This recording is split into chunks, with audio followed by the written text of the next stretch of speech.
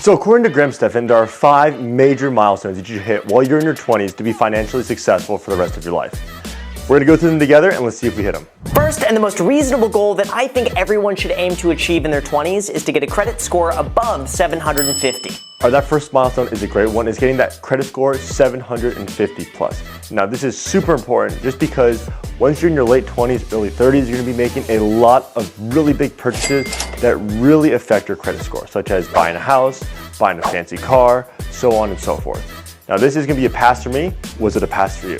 The second, speaking of paying off debt, it would make me really happy if by the age of 30, you gotten yourself what I like to call bad debt free. All right, now the second point is being out of bad debt. And when he says bad debt versus good debt, of course, bad debt is debt that makes you lose money, whereas good debt is debt that's typically under 4% or debt that makes you money, such as a rental property that cash flows, or a small business loan, or a mortgage on a house that's under 4%.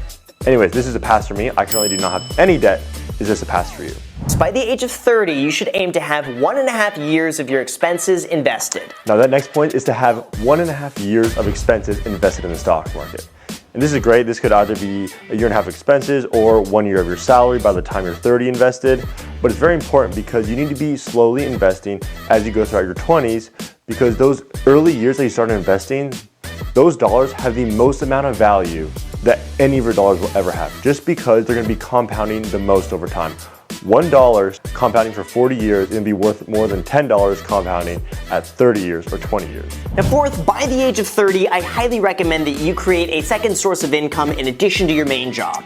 All right, and that one is probably my favorite one. That is milestone number 4, has secondary forms of income. Whether it's a little side business, whether you drive Uber, whether it's a second job. As you get older, it is very important to diversify your income. And in fact, in a study of millionaires, 2/3 of all millionaires have more than one source of income. I myself personally have a vending machine business, and if you want to count stocks as a second form of income, I guess stocks as well. Anyways, I passed.